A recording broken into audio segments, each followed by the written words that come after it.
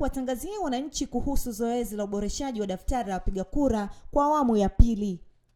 Ewe mwananchi, unatakiwa kwenda kujiandikisha au kuboresha taarifa zako ili uweze kupiga kura katika uchaguzi mkuu wa mwaka 2025. Zoezi hili litaanza kuanzia tarehe 1 mwezi wa 5 2025 hadi tarehe 7 mwezi wa 5 2025. Vituo vya uboreshaji vitakuwa kwenye mitaa, vijiji na vitongoji katika kata zote za mikoa husika. Watakaohusika ni wananchi wote waliotimiza umri wa miaka 18 au zaidi au watakaotimiza miaka 18 siku ya uchaguzi mkuu. Vituo vitafunguliwa kuanzia saa 2 kamili asubuhi na kufungwa saa 12 kamili jioni kila siku kwa muda wa siku 7. Watu wenye mahitaji maalum kama vile wazee, wagonjwa, watu wenye ulemavu, wajawazito watapewa kipaumbele. Kujiandikisha kuwa mpiga kura ni msingi wa uchaguzi bora.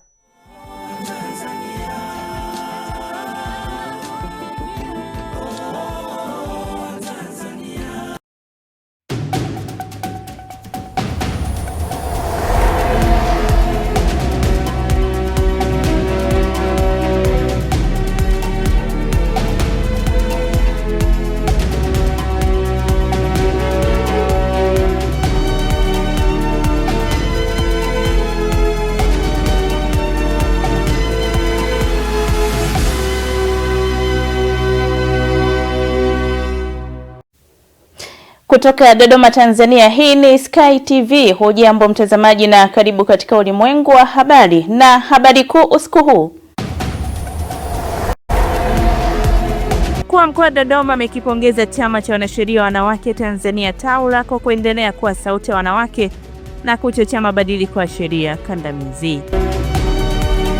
Na katika habari za kimataifa, watu 11 wakiwemo 8 wa familia moja wameuawa upande wa Gaza.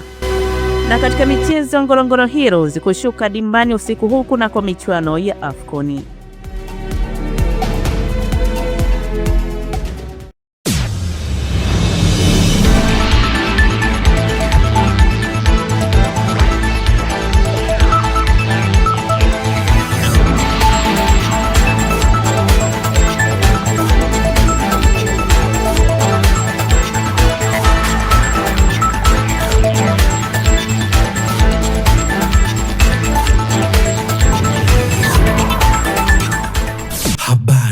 za kitaifa.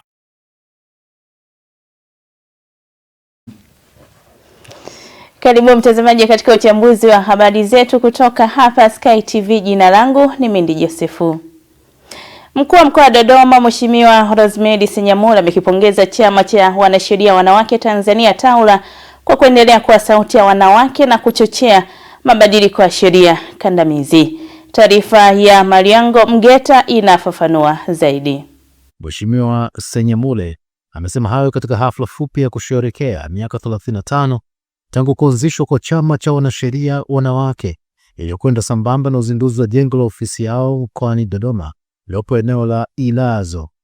Ameongeza kuwa chama cha wanasheria wanawake kimekuwa msaada kwa watoto na wanawake ambao wanakosa msaada wa sheria kujitokeza kudai haki zao. Kuanzishwa kwa taasisi kama hizi TAWLA, unaona tunakuja na mchango mkubwa wa kuziba hilo gap ya wananchi wasiojua sheria mbele ya vyombo vya sheria. Kwa hiyo mmekuwa na mchango mkubwa. Hawa watu wakija pale anasema mimi nilikuwa sijui nimefanya hili, lakini akija kwenu anapata elimu ambayo kwa kweli imekuwa ni ombwe kubwa la wananchi wengi kutojua sheria. Mmekuwa na mchango mkubwa sana kwa serikali, tunawapongeza sana kwa niaba ya Watanzania wengine. Kazi hii haiwezi kufumbiwa macho. Leo mmedhihirisha kwamba taasisi inayojengwa juu ya maono, mshikamano na uadilifu inaweza kudumu na kuleta mabadiliko ya kweli katika wakati huu ambapo taifa letu linaendelea kuhimiza usawa, haki katika usawa wa kijinsia na maendeleo jumuishi, na mchango wenu hauwezi kupuuzwa.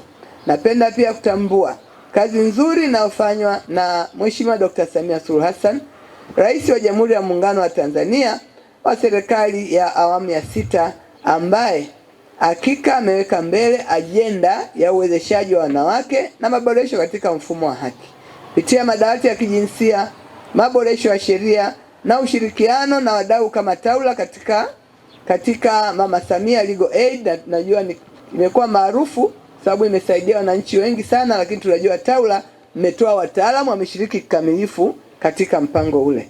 Tumeweza kuona matokeo chanya katika jamii. Mwenyekiti wa bodi ya chama cha wanasheria wanawake Tanzania, Bi Susan Ndomba, anabainisha kuwa wamekuwa mstari wa mbele kulinda na kutetea haki za wanawake na watoto. Tumekuwa mstari wa mbele katika kulinda na kutetea haki za wanawake na watoto kupitia huduma za msaada wa sheria, elimu ya sheria, tafiti za kitaaluma, mabadiliko ya sera na sheria, pamoja na mijadala ya kitaifa kuhusu haki na usawa wa kijinsia. Tumeendelea kuwa sauti ya matumaini kwa wanawake na watoto wengi ambao wamekuwa wakipitia changamoto kutokana na sababu mbalimbali, ikiwa pamoja na mila na desturi, ukosefu wa elimu ya kisheria, pamoja kuwa na uchumi mdogo unaoshindwa kumudu gharama za kisheria. Kwa miaka 35 tumepiga hatua kubwa kufikia wanawake zaidi ya milioni 5 kwa huduma za kisheria, kuongeza upatikanaji wa haki kwa wanawake, kuongeza uelewa katika haki za wanawake na masuala ya kisheria, kuchangia katika marekebisho ya sheria yanayokuza usawa wa kijinsia na kupinga mila na desturi zenye ubaguzi dhidi ya wanawake. Chama cha wanasheria wanawake Tanzania ni taasisi isiyo ya kiserikali iliyoanzishwa mwaka 1990. Nikiripoti kutoka hapa jijini Dodoma, mimi ni Maliango Mugeta wa Sky TV. Kuelekea maadhimisho ya siku ya zimamoto duniani Mei 4, 2025, maafisa na askari wa jeshi la zimamoto na uokoaji makao makuu na mkoa wa Dodoma wamefanya usafi pamoja na kuchangia damu kwenye kituo cha afya Makole jijini Dodoma. Vijini hapo ana undani wa taarifa hii. Leo Mei 3, 2025, zoezi hilo la usafi na uchangiaji damu limeongozwa na kaimu kamanda wa jeshi hilo mkoa wa Dodoma, SF Rehema Menda, ikiwa ni kuelekea maadhimisho ya siku ya zimamoto duniani Mei 4, 2025. Tupo katika wiki la zimamoto duniani ambalo tumelianza rasmi tarehe 28 mwezi wa 4 2025, siku ya Jumatatu, na kilele chake ni tarehe 4 mwezi wa 5, siku ya Jumapili ambayo ni kesho. Katika wiki hili dhima kubwa ni kutambua michango ya wazimamoto ambao wameendelea kujitolea kimataifa katika kutuathiri maisha yao, na wengine wamepoteza maisha katika jitihada za kuokoa maisha. Sasa katika hili wiki la zimamoto tumeongoza shughuli mbalimbali za kutoa misaada ya kibinadamu kwa wananchi. Tumekuwa tukifanya shughuli mbalimbali za usafi. Naikumbukwe hata tarehe 2 mwezi wa 4 pia tulikuwa na shughuli ya matembezi maarufu kama Route March, lakini kwa wiki hili tumekuwa na program mbalimbali maalum mahususi tukiadhimisha wiki la zimamoto ambacho kilele chake ni kesho tarehe 4 mwezi wa 5. Katika shughuli mbalimbali ndani ya hili wiki ni miongoni mwa kufanya huduma za usafi katika maeneo ya umma, hospitalini, na leo hii tupo katika kituo cha afya cha Makole. Tumefanya usafi, lakini pia dhima kuu ya jeshi la zimamoto na uokoaji ni kuokoa maisha na mali. Na hapa leo hii katika hichi kituo cha afya Makole tumetoa damu kwa misingi ya kuokoa maisha ya Watanzania, maisha ya wagonjwa wanaohitaji kupata huduma kuongezewa damu. Kwa hii moja kwa moja inagusa majukumu yetu na kuleta ile dhima ya kuokoa maisha. Naye afisa muuguzi msaidizi Francisca Mbroso kwa niaba ya mganga mfawidhi wa kituo hicho cha afya amelishukuru sana jeshi la zimamoto na uokoaji kwa huduma waliotoa katika kituo hicho.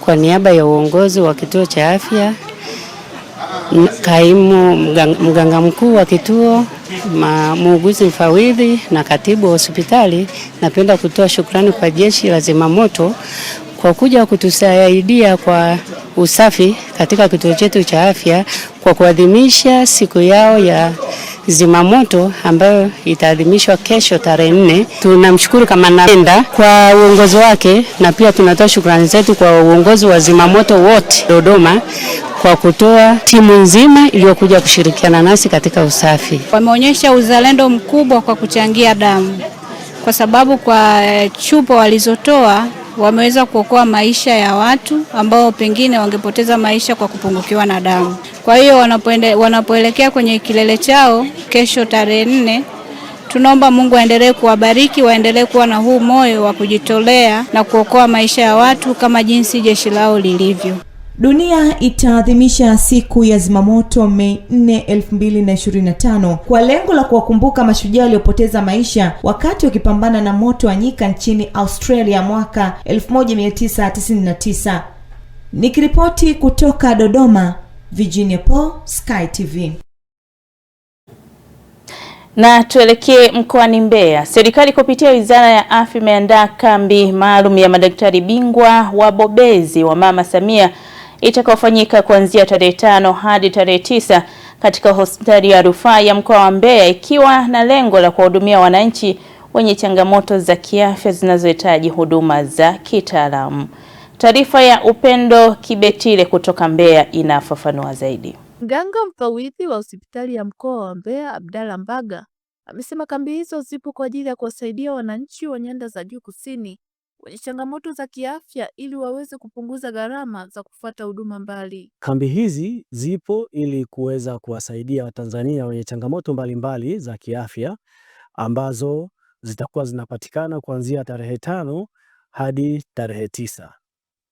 Katika kambi hii tunategemea kwamba kutakuwa na madaktari bingwa wa macho, madaktari bingwa na bingwa bobezi wa magonjwa ya moyo, madaktari bingwa wa upasuaji wa mifumo ya mkojo, madaktari bingwa wa magonjwa ya ndani kwa maana internal medicine, madaktari bingwa wa magonjwa ya kina mama na uzazi, madaktari bingwa wa magonjwa ya akili na mengineyo mengi tu ambayo tumekuwa tukiarusha kwenye vipeperushi mbalimbali. Mbaga ameongeza kuwa wananchi wanapaswa kutumia fursa hiyo kufika kwa ajili ya kutatua changamoto zao za afya kupitia vipimo vitakavyotolewa na kuweza kupata matibabu. Nitoe wito kwamba hii ni fursa kipekee kabisa kwa wananchi kuja kutatua changamoto mbalimbali za kiafya kupitia kambi hii maalum ya madaktari bingwa wa Mama Samia ambayo itafanyika hapa hospitalini, hospitali ya rufaa mkoa wa Mbeya. Sasa tunao uwezo wa kufanya vipimo vya CT scan na vipimo vingine vingi vya maabara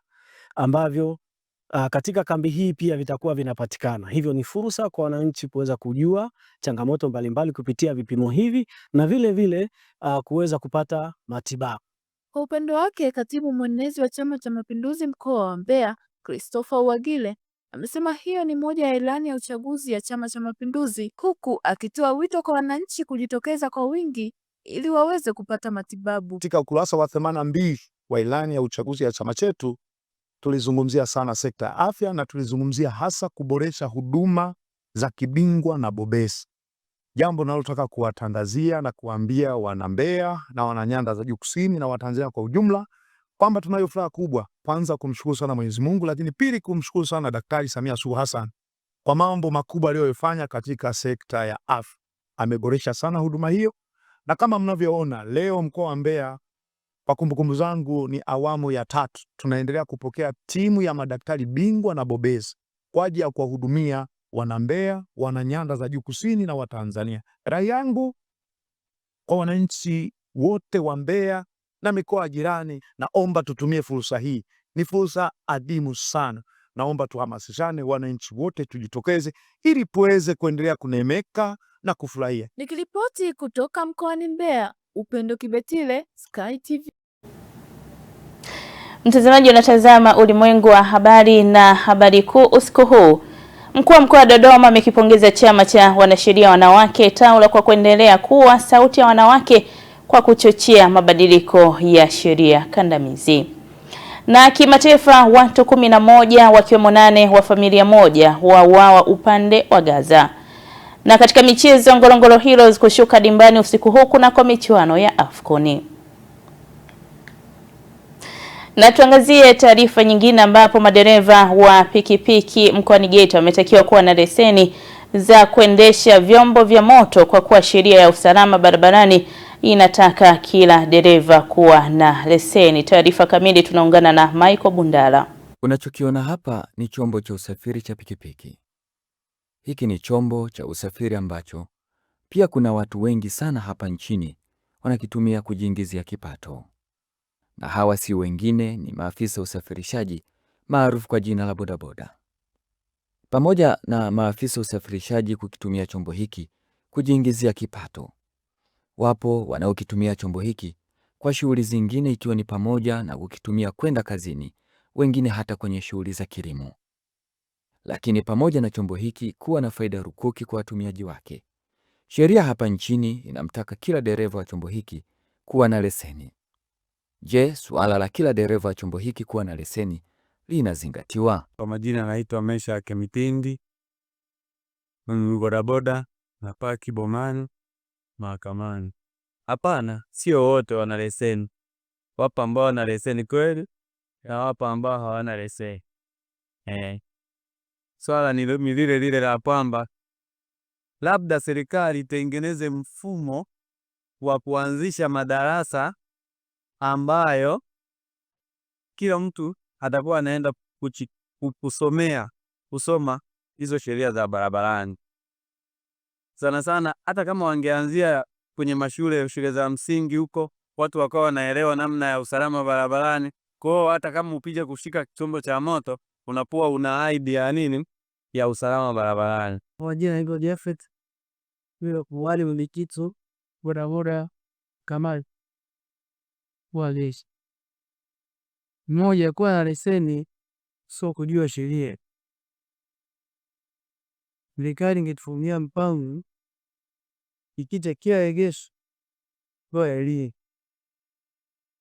Watu wapate elimu, wajue namna ya kuhamia barabara. Pili, bodaboda na bodaboda na kuna bila play. Kama unafanya research, wengi wanaoleta matatizo huwa ni bodaboda private, ambao ni zile bodaboda za watu binafsi. Serikali huwa aliangalia hilo kwamba na wale wanahitaji kupata elimu na kupata leseni, sababu tayari wanatumia chombo cha moto. Sheria ya usalama barabarani inamtaka dereva yoyote wa pikipiki kuwa na leseni, kama anavyoeleza mkuu wa jeshi la polisi kitengo cha usalama barabarani mkoa wa Geita, mrakibu wa polisi Alois Jacobo. Kwa hiyo walio wengi hawajui sheria inataka nini. Yeye anajifunza tu mtaani kuendesha pikipiki au bajaji, baada hapo anaingia barabarani kuendesha. Kwa anavyofanya hivyo anakuwa amefanya kosa. Ukisoma sheria ya usalama barabarani hiyo ambayo nimeisoma, kifungu cha 19 kinatoa katazo. Kifungu cha 19 kidogo cha kwanza kinatoa katazo kwa dereva yoyote kuendesha chombo cha moto kama ana leseni ya udereva. Kifungu kiko clear. Kwa hiyo wale ambao wanafanya hivyo wanakuwa wanafanya kosa. Wanatakiwa kwanza waende shule wakasome. Ukienda kusoma maana yake utafundishwa sheria za usalama barabarani zinasemaje, utafundishwa mambo mengi ya usio barabara yeye kama dereva. Baada ya hapo sasa atafuata ile taratibu za kawaida za upatikanaji wa leseni. Sheria ya kuwa na leseni kwa dereva wa pikipiki inaendelea kutekelezwa hapa nchini. Lakini swali linabaki, je, ni madereva wote wana leseni wanaotumia pikipiki kama chombo chao cha kujiingizia kipato ama kwa shughuli zao binafsi? Michael Francis Bundala, Sky International TV, Geita. Na uchache wa maktaba katika jiji la Dodoma umetajwa kutotosheleza mahitaji ya wanafunzi wakati wa kujisomea. Tunaungana na mwandishi wetu Pendo Mkwawa kwa taarifa kamili. Hii imechangia wazazi wengi kuwa na wasiwasi na wanafunzi kukosa mazingira sahihi na tulivu ya wanafunzi kujisomea wanapotoka shuleni. Katika mahojiano na Sky TV, Manase Mtenga ambaye ni mzazi amezungumzia changamoto hali hiyo imekuwa ikiwaweka wanafunzi kujisomea katika mazingira ambayo sio salama. Sasa hivi kuna changamoto nyingi katika jamii yetu inayotuzunguka. Kuna tuition tofauti, lakini mimi kama mzazi kuhakikisha sehemu ya mtoto kupata sehemu tulivu ya kusoma. Nadhani sehemu bora ni maktaba. Hata kwa nyumbani kuna changamoto nyingi. Kwa mfano, anaweza kaa yuko nyumbani anasoma, maybe mama mzazi amemuita au baba kaka kamuita, anakosa confidence na concentration ya kusoma. Ila ni sehemu sahihi ya kusoma kama mtoto, nadhani ni maktaba. Inawezekana kwa sababu maktaba kuna process ya usajili, lakini haina gharama. Ni kupata kitambulisho cha kuwa na maktaba. Kile kitambulisho kinakupelekea wewe kuwa mwanachama na mtu ambaye unakuwa unahudhuria maktaba, na kile ni sahihi kwa mwanafunzi na mtoto yote kuhudhuria sehemu ya maktaba, kwa sababu inakuwa hata kwa mzazi mwenyewe inakuwa inakupatia uhuru kujua kwamba kweli mtoto anakuwa anaenda maktaba. Obedi Benjamin ni mwanafunzi wa kidato cha kwanza shule ya sekondari Kizota. Amesema kuwa yeye anapata muda mwingi wa kujisomea akiwa maktaba na kuwashauri wanafunzi wenzie kujisomea katika mazingira tulivu na salama. Mimi ni mwanafunzi wa kidato cha kwanza. Katika shule yangu tuna maktaba nzuri. Huwa natumia muda wangu mwingi katika kwenda maktaba na kujisomea wakati vipindi havipo au ni free kipindi. Na washauri waendelee kujisomea katika maktaba mbalimbali, au kama ni tusheni waendelee kujisomea na hakikisha wanajisomea katika mazingira ambayo si hatarishi. Naye mwalimu wa sekondari Itega Charles Komba amesema kuwa kwa jiji la Dodoma maktaba bado ni chache na haziwezi kutosheleza hitaji la wanafunzi kujisomea. Kwa Dodoma maktaba bado ni tatizo. Tuna maktaba, mimi ninavyofahamu, maktaba kubwa ni moja ambayo ni maktaba ya mkoa, lakini nadhani haliwezi kutosheleza hitaji la vijana wetu kwa sasa hivi. Tumekuwa na vijana wengi ambao wanasoma, ziko shule za sekondari karibu kila kata, ziko shule za sekondari za watu binafsi, na viko vyuo vingi vikuu ambavyo vinahitaji watu wapate sehemu tulivu kama hizo za kuweza kusoma. Kwa hiyo kama kuna uwezo, basi mamlaka husika ziweze kuboresha na kuongeza sehemu kwa ajili ya watoto kusoma. Wazazi kuwa waboreshe umakini tu, kwa sababu sasa hivi tumekuwa na wimbi kubwa sana la watu wanaofungua senta mbalimbali kwa ajili ya vijana kusoma.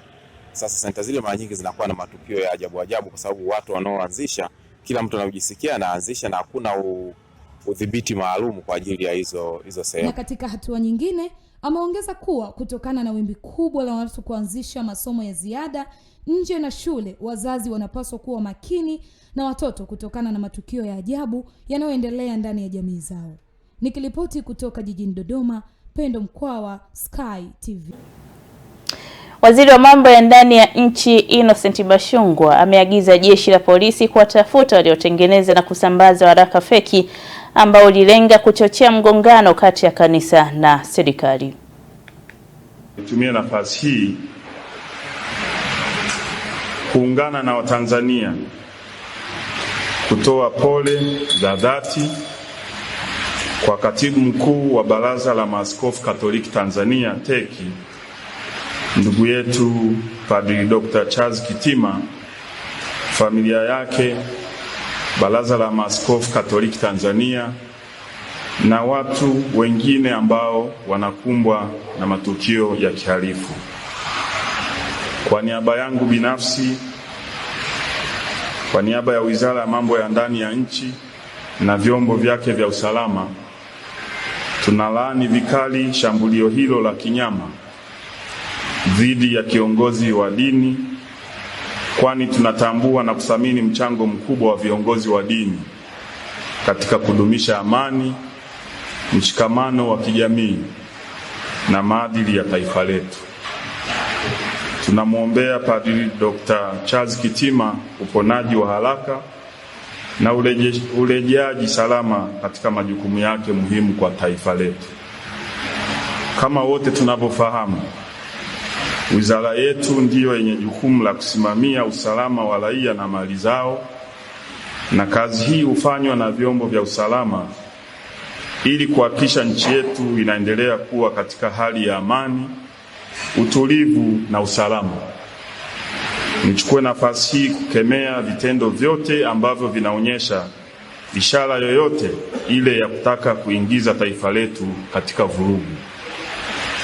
Hili kamwe halikubaliki, halivumiliki, na tutachukua hatua kali sana za kisheria. Kumekuwepo na waraka feki leo mchana uliosambazwa kwenye mitandao ya kijamii ukidaiwa ni waraka wa Baraza la Maaskofu Tanzania. Baraza la Maaskofu Tanzania kupitia taarifa yake kwa umma imekanusha kuwa waraka huo haukutolewa na TEC na kuwataka wananchi, waumini na watu wote wenye mapenzi mema kupuuza kabisa waraka huo. Wizara ya Mambo ya Ndani ya nchi inakemea vikali na kulaani tukio hili lililofanywa na watu waovu na wenye nia ovu ya kuchonganisha kanisa na serikali. Wizara kupitia vyombo vyake vya usalama itafanya uchunguzi wa haraka ili kuwabaini wahalifu walioandaa taarifa hii, kwa kuwa huu ni uchochezi na uhalifu kama ulivyo uhalifu mwingine, na pia ni kutumia mitandao ya kijamii vibaya. Ninakemea vikali vitendo vyote vya kuharibu taswira njema ya nchi yetu kwa kufanya vitendo vya kudhuru watu na kuchapisha taarifa zinazochonganisha madhehebu ya dini hapa nchini. Naliagiza jeshi la polisi kumtafuta kwa haraka yule mtu aliyetweet kwenye mitandao ya kijamii kwamba siku za kitima zinahesabika. Mtu huyu atafutwe haraka, ahojiwe ametumwa na nani, na hatua kali za kisheria zichukuliwe dhidi yake haraka iwezekanavyo, kwa kuwa watu wote watakaobainika kuhusika katika tukio hili wataingia kwenye mikono ya sheria. Katika kukabiliana na changamoto ya soko la ajira, Chuo cha Taifa cha Usafirishaji kimebainisha mbinu mbalimbali zitakazowezesha wahitimu wake kuendana na soko la ajira la sasa. Amepata ujuzi wa kutosha na maarifa ya kutosha kuhakikisha kwamba mnakoenda mnaenda kuleta tija. Popote pale utakapokuwa baada ya kumaliza elimu yake, hakikisha unaleta tija. Hakikisha unafanya kitu ambacho kitakutambulisha pale ulipo. Hakikisha kwamba itajulikana kuna mtaala wa transport na transportation, transport na logistics amefika kwenye taasisi yetu. Na sisi kama chuo tunarihonia mafanikio yenu pia.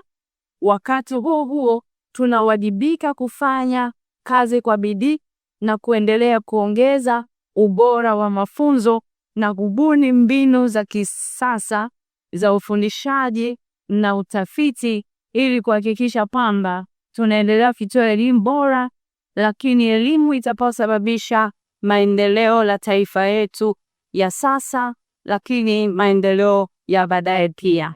Napenda kujifunza jinsi ya kwenda kutafuta kazi na jinsi gani ambapo tunaweza tukapia katika nyanja za sasa hivi za biashara ili kuweza kuungana pamoja katika soko la ajira, ili tusikae tu nyumbani na kubweteka kama wanafunzi, bali tukapate experience kama wafanyakazi tayari ambao tuko tayari kuajiriwa na kuingia kwenye sekta ambazo tumesomea.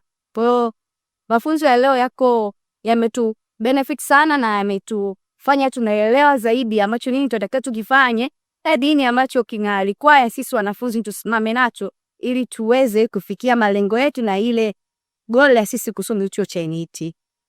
Hii event itatusaidia kiasi kikubwa baada ya kumaliza ile soko la ajira. Kwa mfano, yale mafunzo yanayotolewa hapa, jinsi ya kuandaa CV, jinsi ya kutafuta kazi. Sasa kwa mimi muhitimu wa kozi yangu taniletea urahisi kwenda kwenye soko la ajira. Jinsi ya kuandaa CV, ukiandaa CV nzuri ni rahisi kwa wale wanaotaka. Mtazamaji, tunapata mapumziko mafupi na tukirejea tutaangazia katika habari za biashara na uchumi.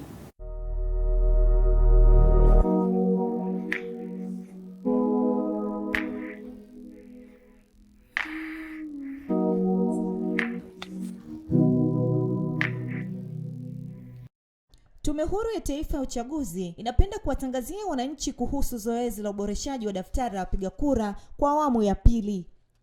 Ewe mwananchi, unatakiwa kwenda kujiandikisha au kuboresha taarifa zako ili uweze kupiga kura katika uchaguzi mkuu wa mwaka 2025. Zoezi hili litaanza kuanzia tarehe 1 mwezi wa 5 2025 hadi tarehe 7 mwezi wa 5 2025. Vituo vya uboreshaji vitakuwa kwenye mitaa, vijiji na vitongoji katika kata zote za mikoa husika. Watakaohusika ni wananchi wote waliotimiza umri wa miaka 18 au zaidi, au watakaotimiza miaka 18 siku ya uchaguzi mkuu. Vituo vitafunguliwa kuanzia saa 2 kamili asubuhi na kufungwa saa 12 kamili jioni kila siku kwa muda wa siku 7. Watu wenye mahitaji maalum kama vile wazee, wagonjwa, watu wenye ulemavu, wajawazito watapewa kipaumbele. Kujiandikisha kuwa mpiga kura ni msingi wa uchaguzi bora.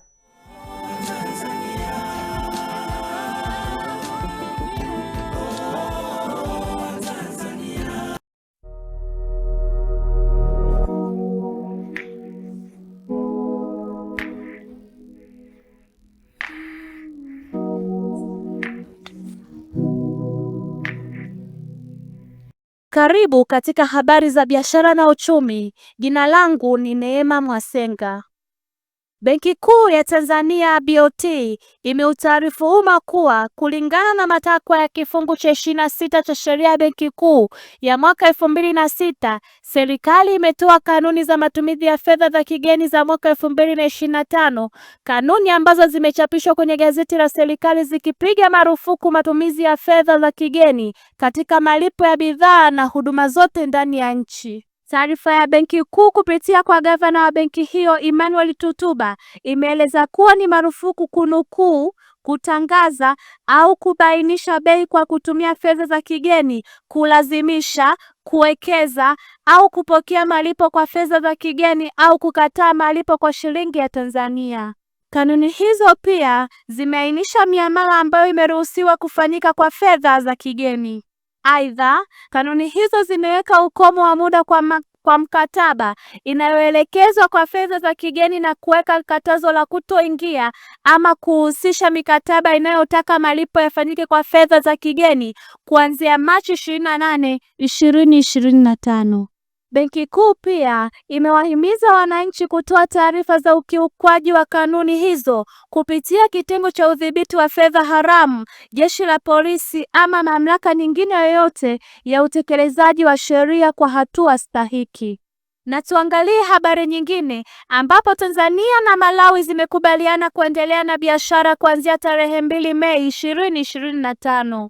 Tamko la pamoja limesainiwa tarehe 2 Mei 2025 kufuatia kikao cha mawaziri wa mambo ya nje, kilimo, viwanda na biashara wa pande zote jijini Dodoma. Kusainiwa kwa tamko la pamoja ni uthibitisho wa kuimarisha ushirikiano wa kibiashara baina ya Tanzania na Malawi kwa bidhaa mbalimbali ikiwemo mazao ya kilimo kulingana na mikataba na miongozo ya kikanda na kimataifa iliyopo. Majadiliano hayo yamehusisha timu za wataalamu zilizoongozwa na makatibu wakuu wa Wizara ya Mambo ya Nje na Ushirikiano wa Afrika Mashariki.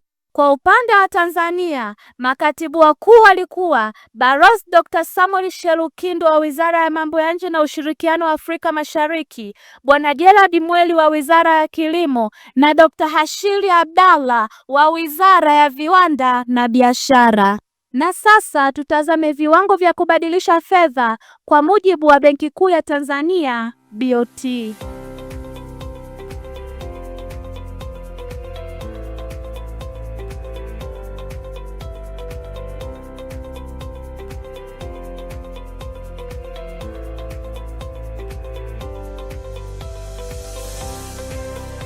Mwisho wa habari za biashara na uchumi. Mimi ni Neema Mwasenga. Na mtazamaji, habari za biashara na uchumi zinatupa nafasi moja kwa moja ya kwenda kuungana na Pius Jayunga katika habari za kimataifa, ambapo huko kubwa zaidi ni kuhusu watu 11 wakiwemo 8 wa familia moja wauawa upande wa Gaza.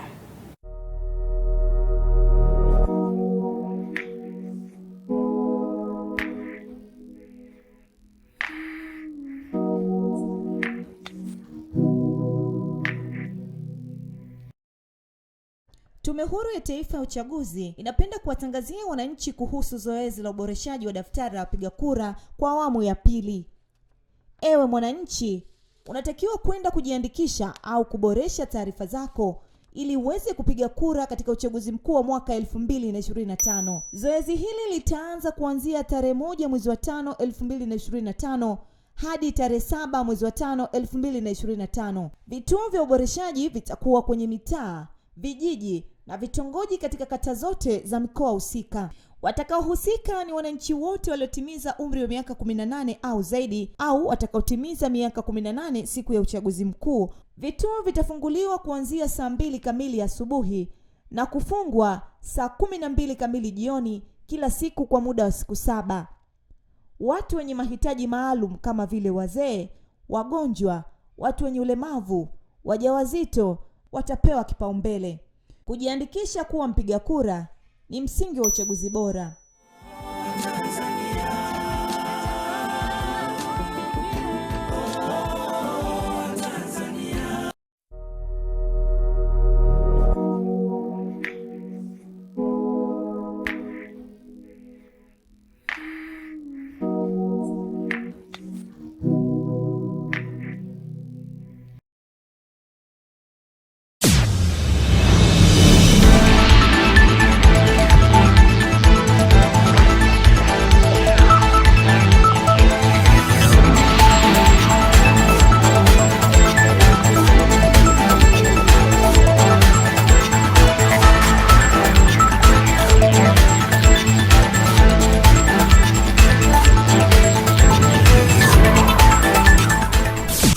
Habari za kimataifa. Ni wasaa wa habari za kimataifa. Karibu, naitwa Pius Jayunga. Msemaji wa idara ya ulinzi wa raia ya Gaza amesema mapema leo kuwa watu 8 wa familia moja, wakiwemo watoto 2 wenye umri wa mwaka mmoja na mtoto mwenye mwezi mmoja, ni kati ya waliouawa. Jeshi la Israeli alikutoa jibu la haraka lilipotakiwa na shirika la habari la AFP kulizungumzia shambulio hilo. Wakati huo huo, waasi wa Kihouthi wanaoungwa mkono na Irani wamethibitisha kuwa wamefanya shambulio la rocket dhidi ya Israeli Jumamosi kama sehemu ya kampeni yao ya kuonesha mshikamano na kundi la Hamas la Palestina lililo kwenye mzozo na Israeli. Jeshi la Israeli limeripoti kuwa lilifanikiwa kulizuia kombora kutoka Yemen lililorushwa na waasi hao. Kwingineko, watu 27 wameuawa baada ya kundi la wapiganaji vikosi vya RSF linaloongozwa na Jenerali Mohamed Hamdani Daglo kuripotiwa kuwa vimefanikiwa kuuteka mji wa kimkakati wa Eni Nahudi wa nchini Sudani. Mji huo ni kituo muhimu kusini mwa jimbo la Kordofani Magharibi unaotumiwa kuwapeleka wanajeshi Darfur magharibi mwa Sudani. Kwa mujibu wa shirika la kufuatilia haki za binadamu la Emergency Lawyers, wapiganaji wa RSF waliwakamata raia hao na kuwaua likiwashutumu kwa kushirikiana na jeshi rasmi la Sudani. Mapema Ijumaa, kundi hilo lilisema kuwa wapiganaji wake wameuteka pia mji wa El Kohei ulio umbali wa kilomita 100 kutoka En Nahudi. Watu walioshuhudia wanasema wanajeshi waliondoka kwenye eneo hilo na kuelekea katika mji mkuu wa jimbo la Kordofani kaskazini. Tuhitimishe habari za kimataifa na taarifa ifuatayo. Utawala wa Rais wa Marekani Donald Trump umeikosoa vikali hatua ya shirika la ndani la ujasusi la Ujerumani ya kukiorodhesha chama cha siasa kali za mrengo wa kulia cha AfD kuwa taasisi yenye itikadi kali. Chama hicho kinajiita chama mbadala kwa Ujerumani.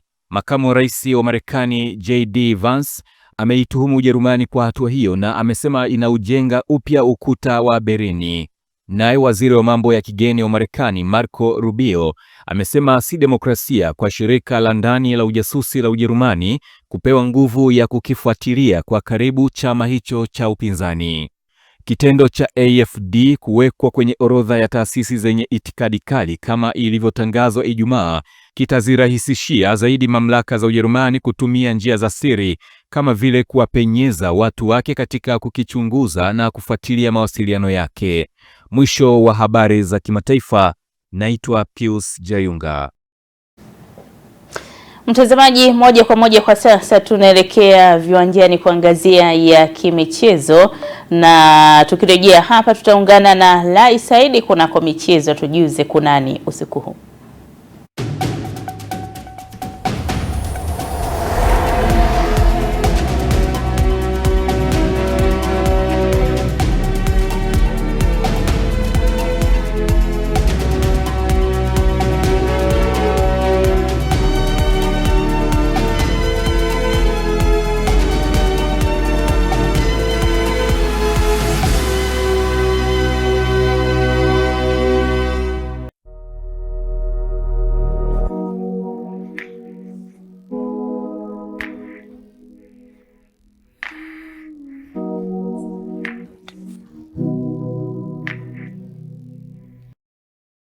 Tume Huru ya Taifa ya Uchaguzi inapenda kuwatangazia wananchi kuhusu zoezi la uboreshaji wa daftari la wapiga kura kwa awamu ya pili.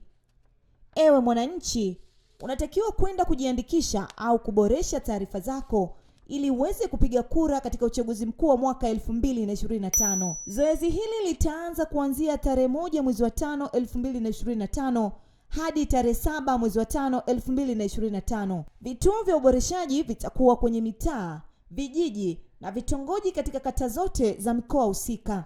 Watakaohusika ni wananchi wote waliotimiza umri wa miaka 18 au zaidi, au watakaotimiza miaka 18 siku ya uchaguzi mkuu. Vituo vitafunguliwa kuanzia saa 2 kamili asubuhi na kufungwa saa 12 kamili jioni kila siku kwa muda wa siku 7. Watu wenye mahitaji maalum kama vile wazee, wagonjwa, watu wenye ulemavu, wajawazito watapewa kipaumbele. Kujiandikisha kuwa mpiga kura ni msingi wa uchaguzi bora.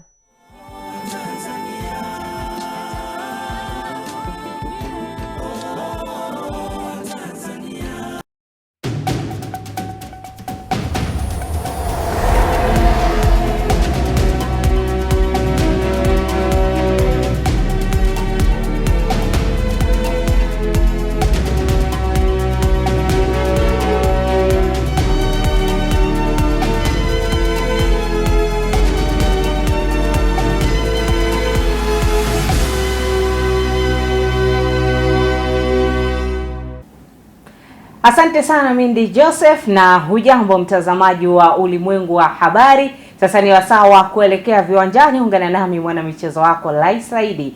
Na tukianzia hapa nyumbani ambapo kikosi cha timu ya taifa ya Tanzania chini ya umri wa miaka 20 Ngorongoro Heroes usiku huu kipo dimbani kucheza mchezo wake wa pili dhidi ya timu ya taifa ya Sierra Leone. Timu ya taifa ya vijana chini ya umri wa miaka 20 mpaka sasa hivi wapo nyuma kwa bao 1-0, mchezo ambao unapigwa katika dimba la Suez Canal nchini Misri. Ngorongoro Heroes inakutana na Sierra Leone ambayo inaongoza kundi A ikiwa na pointi 4 kwenye mechi 2 zilizocheza, ikitoka sare ya bila kufungana na Zambia, huku pia ikifumua Misri kwa mabao 4-0. Na tukielekea taarifa nyingine ambapo rais wa shirikisho la mpira wa miguu Tanzania TFF Wallace Karia amejiuzuru rasmi nafasi ya urais wa baraza la vyama vya mpira wa miguu na Afrika Mashariki na Kati Sekafa ili kuelekeza nguvu kwenye majukumu yake mapya ndani ya shirikisho la soka barani Afrika CAF. Karia ameacha kiti hicho baada ya kuchaguliwa kuwa mjumbe wa kamati ya utendaji CAF, na katika kipindi chake akiwa na Sekafa, Karia alifanikiwa kuinua kanda hiyo na kuifanya kuwa miongoni mwa kanda bora ndani ya CAF kwa maboresho makubwa ya mashindano na uongozi. TFF imempongeza Karia kwa mafanikio hayo na mchango wake mkubwa katika kuleta heshima kwa taifa kupitia nyanja za kimataifa za soka. Na tukielekea kutazama taarifa nyingine ambapo kocha mkuu wa kikosi cha Yanga Milodi Hamdi amechaguliwa kuwa kocha bora wa mwezi Aprili kwenye ligi kuu soka Tanzania bara. Milodi Hamdi amefanikiwa kubeba tuzo hiyo baada ya kuisaidia klabu ya Yanga kupata ushindi katika michezo yote 4 waliocheza mwezi huo na kuendelea kusalia kileleni mwa msimamo wa ligi kuu soka Tanzania bara. Kocha huyo aliibuka na ushindi wa mabao 3-0 dhidi ya Tabora United, akavuna alama 3 pia kwa Coastal Union kufuatia ushindi wa bao 1-0. Na Naye mshambuliaji wa Dodoma Jiji Idi Kipagwile amechaguliwa kuwa mchezaji bora wa mwezi wa 4 akimshinda Pacome Zouzoua pamoja na Haruna Chanongo wa Tanzania Prison. Kipagwile alitoa mchango mkubwa kwa timu yake katika michezo minne ambayo Dodoma Jiji ilicheza mwezi huo na kufunga mabao 3 na kuhusika na mengine 3 katika dakika 320 alizocheza. Ashirafu Omari naye amechaguliwa kuwa meneja bora wa uwanja wa dimba la Meja Jenerali Isamuyo pale Mbweni jijini Dar es Salaam. Na kwa sasa tuelekee kimataifa ambapo aliyekuwa kocha mkuu wa Manchester United Erik ten Hag yeye ametajwa kuwa na mazungumzo na klabu ya Bayer Leverkusen ya pale nchini Ujerumani ili kurithi mikoba ya Xabi Alonso ambaye anakitajwa kujiunga na Real Madrid baada ya msimu huu kutamatika. Taarifa kutoka nchini Ujerumani zinaripoti kuwa mabingwa hawa Bundesliga msimu uliopita Bayer Leverkusen wamefikia pazuri kwenye mazungumzo yao na kocha huyo ambaye hajajiunga na timu yoyote tangu waachane na Manchester United katika msimu huu. Na mshambuliaji wa Paris Saint-Germain ya pale nchini Ufaransa Ousmane Dembele atakuwa fiti kucheza mchezo wa marudiano dhidi ya Arsenal katika mchezo wa mkondo wa pili ligi ya mabingwa barani Ulaya siku ya Jumatano ya tarehe 7. Dembele ambaye aliifungia PSG bao lililowapa ushindi kwenye mechi ya mkondo wa kwanza wakiwa ugenini, nafasi yake ilichukuliwa na Bradley Barcola kwenye dakika ya 70 ya mchezo baada ya kutolewa nje kwa kupata jeraha kwenye msuli wa paja. Na PSG wamethibitisha kuwa mchezaji huyo wa kimataifa wa Ufaransa hali yake inaendelea vizuri na kuna matumaini kwamba atakuwa tayari kwa mchezo wa mkondo wa pili ambapo PSG watakuwa nyumbani. Na tukielekea katika mchezo wa tennis, mwanadada Coco Gauff ameonyesha mchezo mzuri na kumtoa.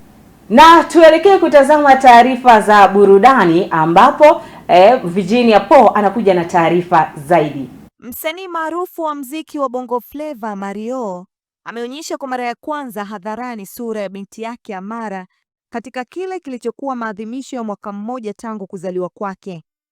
Amara ni mtoto wa kwanza wa Mario na mpenzi wake mrembo maarufu Paula Kajala. Tangu kuzaliwa kwa Amara, wazazi wake waliamua kuweka maisha yake katika hali ya faragha na hawajawahi kuonyesha sura yake kwa umma kupitia mitandao ya kijamii au vyombo vya habari. Hali hiyo imekuwa ikiwafanya mashabiki kuwa na hamu kubwa ya kumjua mtoto huyo wa mastaa wawili maarufu nchini Tanzania. Hata hivyo, leo Mei 3, 2025, ikiwa ni kumbukizi ya siku ya kuzaliwa kwa Amara, Mario na Paula wamevunja ukimya kwa kuposti picha za binti yao kupitia kurasa zao za mitandao ya kijamii. Hatua hiyo imepokelewa kwa shangwe kubwa na furaha kubwa kutoka kwa mashabiki wao ambao wamejaa pongezi na salamu za heri kwa mtoto huyo. Sherehe hiyo pia imepambwa na ahadi kutoka kwa wasanii mbalimbali mashuhuri nchini ambao wametangaza kuungana na familia hiyo katika kusherehekea siku ya kipekee kwa familia ya Mario. Virginia Paul, Sky TV. Taarifa ya Virginia Paul inatufikisha tamati ndani ya habari za michezo na burudani. Ni kurejeshe kwake Mindy Joseph aweze kutamatisha ulimwengu wa habari.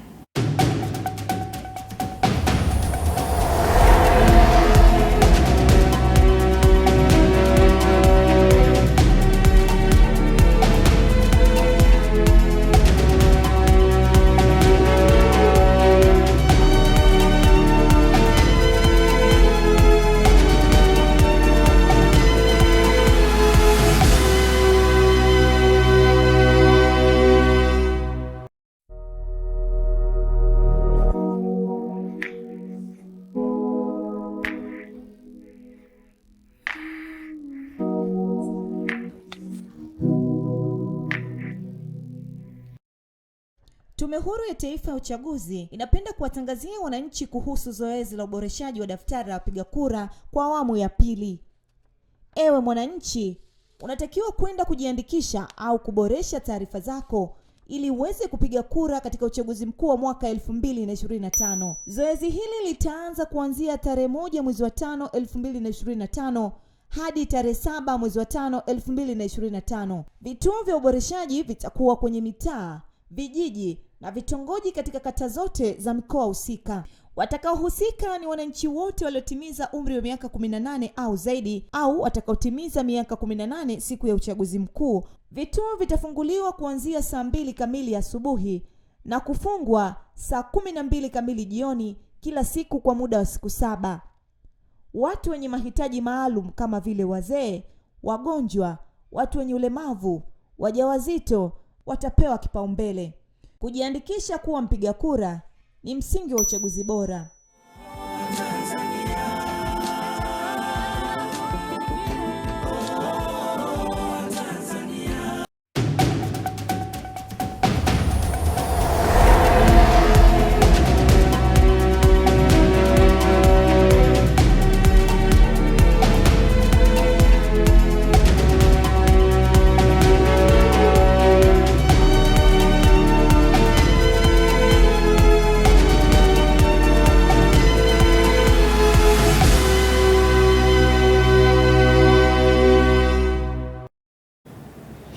Mtazamaji, moja kwa moja kwa sasa tunaelekea kwa upande wa utabiri wa hali ya hewa kwa saa 24 zijazo kuanzia saa 3 kamili usiku.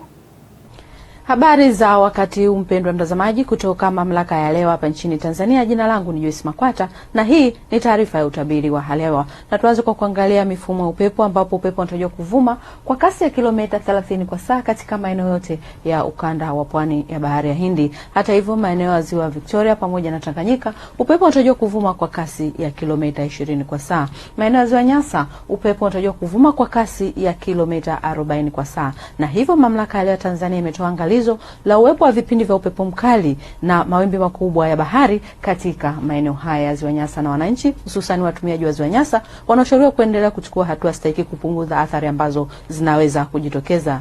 Mifumo ya anga inaonyesha viashiria vya mvua katika maeneo mbalimbali ya nchi yetu kama tunavyoona katika picha hii. Nyakati za usiku tunatarajia ukanda wa ziwa Victoria pamoja na magharibi mwa nchi yetu kutakuwa na hali ya mawingu kiasi, mvua ngurumo za radi katika maeneo machache.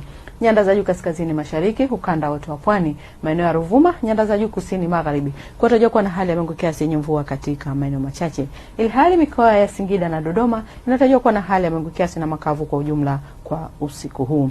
Na hapo kesho tunatarajia ukanda wa ziwa Victoria pamoja na maeneo ya magharibi mwa nchi yetu kutakuwa na hali ya mawingu yenye mvua ngurumo za radi katika maeneo machache na vipindi vifupi vya jua. Ukanda wote wa pwani, maeneo ya mkoa wa Morogoro pamoja na Ruvuma kutarajia kuwa na hali ya mawingu kiasi yenye mvua ngurumo za radi katika maeneo machache na vipindi vya jua. Nyanda za juu kaskazini mashariki, nyanda za juu kusini magharibi kutarajia kuwa na hali ya mawingu kiasi yenye mvua katika maeneo machache. Singida na Dodoma kutarajia kuwa na hali ya mawingu kiasi, mvua nyepesi katika maeneo machache na vipindi vya jua. Na tupate utabiri wa siku zijazo katika baadhi ya maeneo hapa nchini. Dar es Salaam tunatarajia kuwa na vipindi vya mvua na ngurumo za radi katika maeneo machache. Hata hivyo, katika mkoa wa Dodoma kutarajia kuwa na hali ya mawingu kiasi na makavu kwa ujumla. Katika mkoa wa Mwanza kutarajia kuwa na hali ya mawingu kiasi yenye mvua na ngurumo za radi katika maeneo machache. Maeneo ya mkoa wa Kilimanjaro yanatarajiwa kuwa na hali ya mawingu kiasi pamoja na vipindi vya mvua. Hata hivyo, katika mkoa wa Mbeya kunatarajiwa kuwa na hali ya mawingu kiasi na mvua nyepesi mnamo tarehe 5 mwezi wa 5. Mkoani Morogoro kunatarajiwa kuwa na hali ya mawingu kiasi, mvua ngurumo za radi katika maeneo machache na vipindi vya jua. Maeneo ya mkoa wa Arusha yanatarajiwa kuwa na hali ya mawingu kiasi yenye mvua katika maeneo machache. Kutoka mamlaka ya hali ya hewa kwa leo hatuna la ziada. Asante, tunakutakia wakati mwema.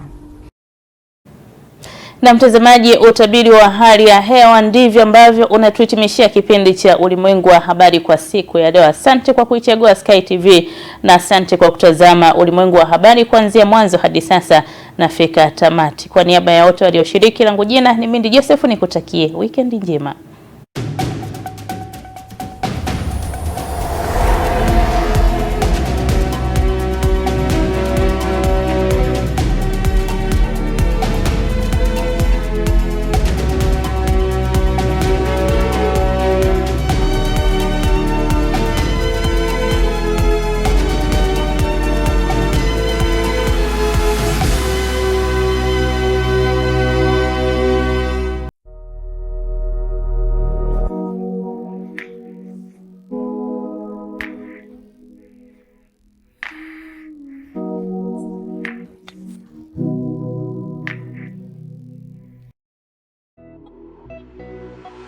Uongozi wa shule za Iyula Malaika Pre and Primary School zilizopo Ntyuka Dodoma na Mantengu B mji wa Vwawa mkoani Songwe unatangaza nafasi za masomo kwa wanafunzi wa awali na msingi. Kwa wanafunzi wa awali, shule inapokea watoto kuanzia umri wa miaka 2 na kuendelea. Na kwa wanafunzi wa elimu ya msingi, shule ya Iyula Malaika iliyopo Ntyuka jijini Dodoma inapokea wanafunzi kuanzia darasa la 1 mpaka la 4. Na shule ya Iyula Malaika iliyopo Vwawa mkoani Songwe inapokea wanafunzi kuanzia darasa la 1 hadi la 5. Mzazi au mlezi unakaribishwa kumleta mwanao katika shule za Iyula Malaika kwa elimu bora zaidi. Kwa mawasiliano zaidi piga simu namba 0745557379 au 0742062424 na 0793186716.